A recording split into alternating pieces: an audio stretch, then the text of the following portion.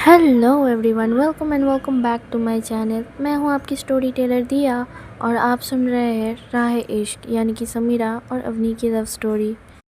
Guys, हमारी ये story ख़त्म होने ही वाली है। इसके बाद जो एपिसोड आएगा वो लास्ट एपिसोड होगा। तो फिर चलिए देरी ना करते हुए स्टार्ट करते हैं हमारी इस एपिसोड को। अवनी ने समीरा को कॉल करने की बहुत बार कोशिश की थी, पर उसका फ़ोन स्विच ऑफ आ रहा था और अवनी एक मिनट भी उस घर में रुकना नहीं चाहती थी। लेकिन समीरा को कुछ ना कह के चले जाना भी उसे ठीक नहीं लग रहा था। अवनी ने गुस्से में कमरे का हाल तो बेहाल करके रख दिया था।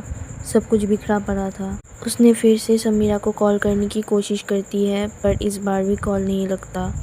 अवनी कहती है, इसका फ़ोन स्विच ऑफ क्यों आ रहा है? कहाँ पर है वो भी नहीं पता चल रहा है। अगर कोई मुसीबत में हो तो? नहीं, ये मैं क्या सोच रही हूँ। फिर उसे नेहा की याद आती है। वो कहती है, नेहा को कॉल करके देखती हूँ, शायद उसे कुछ पता हो या फिर समीरा उसी के साथ हो। पर अनफॉर्चुनेटली नेहा का कॉल भी नहीं लगता। अवनी ने ऑलरेडी ऑफिस में कॉल करके भी पूछा था कि समीरा वहाँ पे है या नहीं, पर वो भी कहते हैं कि समीरा वहाँ पर भी नहीं है। अवनी और इंतज़ार नहीं करती, अपना सामान पैक करती है, फिर नीचे चली जाती है। वहाँ पर विक्रम जी और बाकी सारे घर वाले थे। समीरा की माँ अवनी को रोकते हुए कहती है, कहाँ जा रही हो ये सब सामान लेकर? अवनी कहती है, मैं यहाँ और नहीं रह सकती। जहाँ पर मेरी माँ को इंसल्ट किया जाएगा वहाँ पर रुकने का कोई मतलब नहीं बनता। समीरा की चाची कहती है, क्यों रुक रही हो दीदी? जाने दो इस बदजात लड़की को। समीरा की माँ गुस्से में कहती है, मैं अपनी बहू से बात कर रही हूँ और मुझे बीच में बोलने वाले लोग बिल्कुल भी नहीं पसंद। फिर वो अवनी की तरफ देखकर कहती है, बेटा शांत होकर मेरी एक बात सुनो। अभी तुम कहाँ जाओगी? गुस्से में लिया हुआ डिसीजन बिल्कुल भी सही नहीं होता। एटलीस्ट समीरा को तो घर आने दो, वरना वो तांडव करेगी हमारे सर पर। और मैं ये भी मानती हूँ कि जो कुछ भी हुआ है उसमें तुम्हारी कोई गलती नहीं है अवनी। अवनी विक्रम जी की तरफ घूमकर कहती है, विनीत तिवारी मेरे पापा है, ये तो आप जानते ही हैं। और ये भी जानते हैं कि वो हमें छोड़कर चले गए थे। पर आपको शायद ये नहीं पता कि मेरी माँ का कोई दोष नहीं है यहाँ पे। विक्रम जी हंसते हुए कहते हैं, चाहे जो कुछ भी हो जाए, मुझे अच्छी तरह से पता है कि तुम अपनी माँ को ही डिफेंड करोगी। और वैसे भी तुम्हारी शादी सिर्फ बिजनेस डील के लिए किया गया था। अब तुम्हारी माँ भी नहीं रही और पता नहीं तुम मेरा इंडस्ट्री को चला भी पाओगी या नहीं। मेरी मानो तो अपने पापा को इस कंपनी का हिस्सा। अवनी गुस्से में कहती है, आप होते कौन है मेरे पर्सनल मैटर में बात करने वाले? आपको सिर्फ बिजनेस और पैसों से ही मतलब है ना? मैं जब से इस घर में आई हूँ तब से देखी जा रही हूँ, आप ना तो कभी अपनी फैमिली से ठीक से बात करते हैं, ना ही टाइम स्पेंड करते हैं, बस रूडली बिहेव करते हैं। आपको सिर्फ पैसे पैसे और पैसे के अलावा कुछ नहीं आता। और समीरा, वो तो आपकी बेटी है। मैं जब से इस घर में आई हूँ मैंने कभी भी नहीं देखा कि आप समीरा से ठीक से बात कर रहे हैं।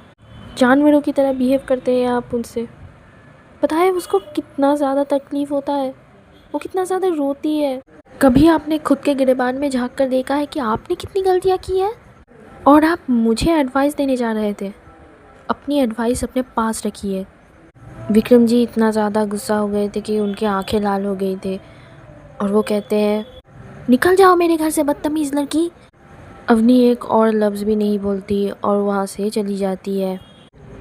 उन लोगों में से सिर्फ समीरा की माँ और दादी ही थी जो अवनी को लेकर बहुत ज़्यादा टेंशन कर रही थी। वो लोग भी विक्रम जी के बिहेवियर को लेकर परेशान थे। दादी सिर्फ ये कहती है, सिर्फ तेरी वजह से एक दिन ऐसा आएगा जब समीरा हमसे बहुत दूर चली जाएगी। ऐसे कह के दादी अपने कमरे में चली जाती है। समीरा की माँ को भी बहुत दुख होता है अवनी को लेकर, तो वो भी किचन में चली जाती है खुद को बिजी रखने के लिए। पर विक्रम जी के दिमाग में तो बस एक ही ख्याल चल रहा था, कैसे वो विनीत तिवारी के साथ हाथ मिलाकर मेहरा इंडस्ट्री को अपने नाम कर लेते हैं। समीरा करीबन शाम के 5 बजे के आसपास घर वापस आती है। वो बहुत ही खुश मिजाज में थी। लिविंग रूम में किसी को ना देखकर वो पहले किचन में जाती है। समीरा की माँ वहाँ पर खाना बना रही थी, पर उनका ध्यान कहीं और था और खाना जल रहा था। समीरा तुरंत जाकर गैस ऑफ करती है और फिर अपनी माँ से कहती है, माँ ध्यान कहाँ है आपका, खाना जल रहा है। तभी उसकी माँ को होश आता है। वो समीरा को देखकर रो पड़ती है। ये देखकर समीरा भी थोड़ा चौंक जाती है। वो अपनी माँ से कहती है, अरे क्या हुआ, तुम रो क्यों रही हो?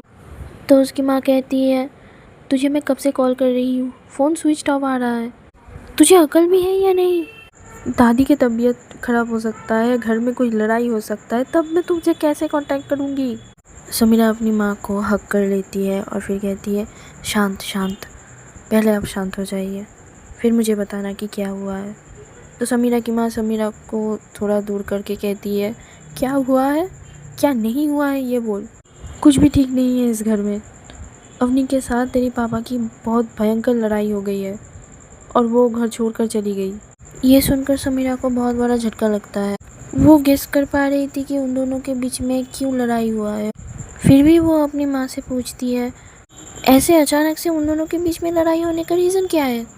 तब समीरा की माँ सब कुछ खुलकर बताती है। समीरा के दिमाग में तो जैसे ज्वालामुखी फट रहे थे। वो तुरंत लिविंग रूम में जाती है और सबको चिल्लाकर बुलाती है वहाँ पर। समीरा की माँ भी उसके पीछे पीछे जाती है, उसे शांत करने की कोशिश कर रही थी। विक्रम जी अपने कमरे से बाहर आते हुए कहते हैं, क्या इस घर में 2 मिनट की शांति भी नहीं मिल सकता अभी? समीरा गुस्से में कहती है, आपने अवनी और उसकी माँ को इंसल्ट कैसे किया? मैंने कहा था ना कि हम बात करेंगे इस बारे में, तो फिर क्यों उसे तकलीफ़ दिया आप लोगों ने? फिर वो दादी की तरफ देखते हुए कहती है, एटलीस्ट आप तो कुछ कह सकते थे अपने लाडले बेटे से। बिना किसी के पास्ट को जाने आप कैसे किसी पर ऐसे इल्ज़ाम लगा सकते हैं? शर्म कीजिए। विक्रम जी कहते हैं, माँ से क्या बात कर रही है, मुझसे बात कर। और मैंने अवनी या उसकी माँ को कोई इंसल्ट नहीं किया है, मैं उसके मुंह से बस सच सुनना चाहता था। तो अच्छी तरह से जानती है कि हमारी फैमिली की समाज में एक इज़्ज़त है। समीरा हंसते हुए कहती है, जब आपने मेरे साथ अवनी की शादी करवाई थी सिर्फ और सिर्फ बिजनेस डील के लिए, तब कहाँ था ये इज़्ज़त? जब आप खुद इलीगल डील्स करते हुए स्कैंडल में फंस जाते हैं, तब कहाँ जाता है आपका इज़्ज़त? और जब खुद से कम उम्र वाले लड़कियों को लेकर पब में गुलछर्रे उड़ाते हैं, तब आपका सो कॉल्ड रेपुटेशन कहाँ जाता है? समीरा जैसे ही ये बात ख़त्म करती है, तभी विक्रम जी एक ज़ोरों का थप्पड़ लगा देते हैं। फिर वो कहते हैं, तुझे घर वापस लाना ही नहीं चाहिए था।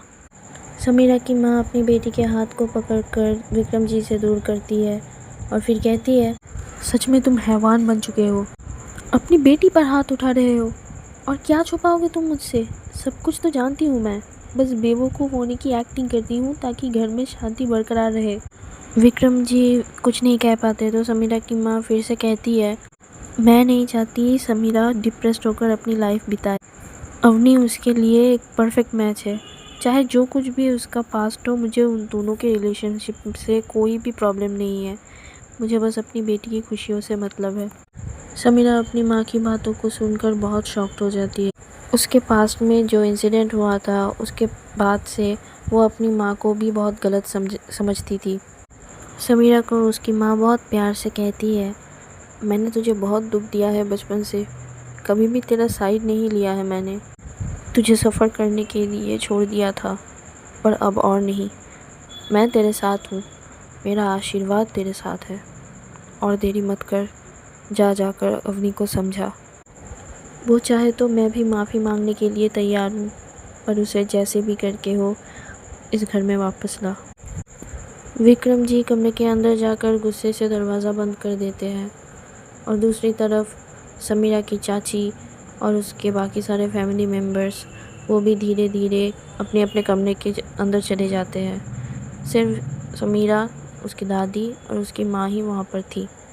दादी कहती है, पता नहीं विक्रम ऐसा क्यों है, उसके परवरिश में तो कोई खामी नहीं छोड़ी थी मैंने। समीरा फिर दादी को एश्योर करते हुए कहती है, आप ज़्यादा मत सोचिए दादी, हर एक इंसान का एक अलग सोच होता है, आप इसमें कुछ नहीं कर सकती। दूसरी तरफ अवनी जो कि अपने घर पर होती है, वो अपनी माँ की तस्वीर के सामने बैठकर बहुत कुछ सोच रही थी और उसकी आंखों से आंसू बह रहे थे। उसका फ़ोन साइलेंट मोड में था तो समीरा का कॉल वो सुन नहीं पाती। अवनी उसके माँ के साथ बिताई हुई यादों में डूबी थी। अचानक डोर पर नॉक होता है। अवनी चौंक जाती है। वो तुरंत दरवाजे के पास नहीं जाती। वो घर में अकेली थी, शायद इसीलिए वो हेजिटेट कर रही थी। समीरा फिर से कॉल करती है। इस बार अवनी नोटिस करती है और फिर कॉल रिसीव करती है। समीरा कहती है, तुमने किसी को अंदर आने दिया है क्या? अवनी थोड़ी कंफ्यूज्ड होकर कहती है, नहीं तो, पर तुम ऐसा क्यों पूछ रही हो? समीरा कहती है, I am pretty much sure Ashu या विनीत तिवारी तुम्हारे पास आएंगे। बी सेफ़, मैं कुछ ही मिनटों में वहाँ पर पहुँचती हूँ। ऐसे कह के वो कॉल कट कर देती है बिना अवनी की बात को सुने। अवनी कहती है, ये पूरी बात क्यों नहीं सुनती, और वो दोनों यहाँ पर क्यों आएंगे? फिर से कोई प्लान तो नहीं बना रहे हैं ना मुझे बर्बाद करने के लिए? फिर से दरवाज़े पर नॉक होता है। अवनी फिर भी अपनी जगह से नहीं हिलती, जैसे कि मानो एक अनजाना डर उसके जहन में बस चुका था। उसकी इंट्यूशन कह रहा था कि कुछ तो होने वाला है। तीसरी बार नॉक होने के बाद कोई बाहर से कहता है, मैं जानता हूँ तू अंदर ही है, मैं तेरा पापा हूँ, दरवाज़ा खोल, मुझे तुझसे कुछ बात करनी है। मैं कुछ नहीं करूँगा, मुझे बस तेरी माँ के बारे में कुछ बताना है। अवनी बेटा, एक बार के लिए बस दरवाज़ा खोल। अवनी श्योर थी कि ये विनीत तिवारी है और उसे उनका अचानक यहाँ पर आना बिल्कुल भी ठीक नहीं लग रहा था। समीरा भी तो कह रही थी कि विनीत तिवारी या फिर आशु आने वाली होगी, तो अवनी कोई आंसर नहीं देती। फिर वो नोटिस करती है दरवाजे के पास जो विंडो है वहाँ पर कोई खड़ा है, अंदर झांकने की कोशिश कर रहा है। अवनी का दिल डर के मारे ज़ोरों से धड़क रहा था। अगर कोई उस पर अटैक भी करता है तो अवनी किसी को मदद के लिए बुला भी नहीं सकती, बिकॉज़ उसके घर के आसपास और कोई भी फैमिली नहीं रहता। अवनी धीरे से सोफ़े के पीछे झुककर बैठ जाती है। कुछ देर सब कुछ शांत रहने के बाद अचानक से बहुत ज़ोरों से कांच टूटने का आवाज़ आता है। अवनी तो अपने डर को काबू में नहीं कर पाती और बहुत ज़ोरों से चिल्लाने लगती है। और बाहर विनीत तिवारी हंस रहे थे। निर्मला जी को मारने के बाद उन्होंने सोचा था अवनी तो ऑफिस ज्वाइन नहीं करेगी, तो वो खुद को जैसे तैसे करके निर्मला जी का हस्बैंड रिप्रेजेंट कर देंगे और पूरा कंपनी अपने नाम कर लेंगे। पर अवनी ने विनीत जी का पूरा प्लान चौपट कर दिया और खुद सीईओ बन गई। इसीलिए विनीत जी ने मौका देखकर अवनी को मारने का प्लान बनाया, और इसमें समीरा की पापा यानी कि विक्रम चौहान भी शामिल थे। अवनी पहले पुलिस को कॉल करने की बार बार कोशिश करती है, पर पता नहीं क्यों कॉल ही नहीं लग रहा था। वो होता है ना, मुसीबत के टाइम आप जो भी खुद को बचाने के लिए करते हो सब कुछ फेल होता है। अवनी के साथ भी वही हो रहा था। समीरा को कॉल करने से पहले ही विनीत तिवारी और उसके गुंडे दरवाजे का लॉक तोड़कर अंदर आते हैं। फिर वो गुंडे अवनी को पकड़ के सोफे पर बिठाते हैं।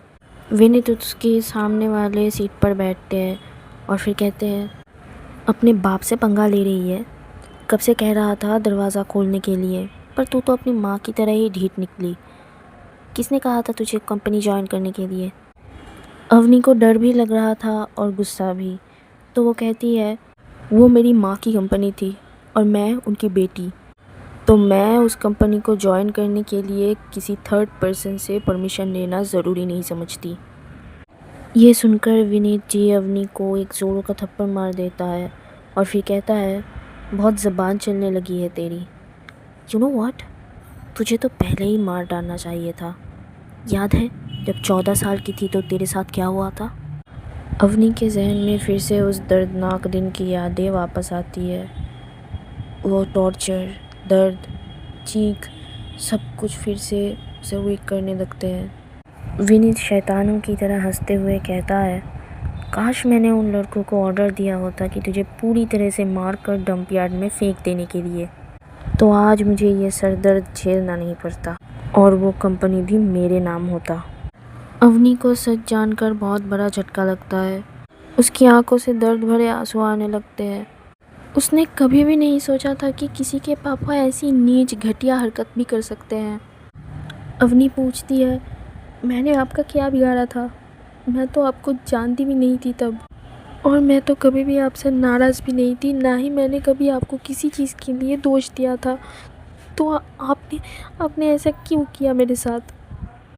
विनीत तिवारी रिलैक्स होकर अपनी सीट पर टेका लगाकर बैठकर कहते हैं, क्योंकि तू ही तो है इकलौती वारिस इस इतनी बड़े जायदाद की, और तेरी माँ कभी भी मुझे कुछ नहीं देती अगर मैं वापस भी आ जाता तो। बहुत ज़िद्दी थी और अपनी उसूलों की पक्की, हर वक्त मुझे नीचा दिखाती थी। इसीलिए तो जैसे ही उस दिन मौका मिला तेरी माँ को ऊपर पहुंचा दिया।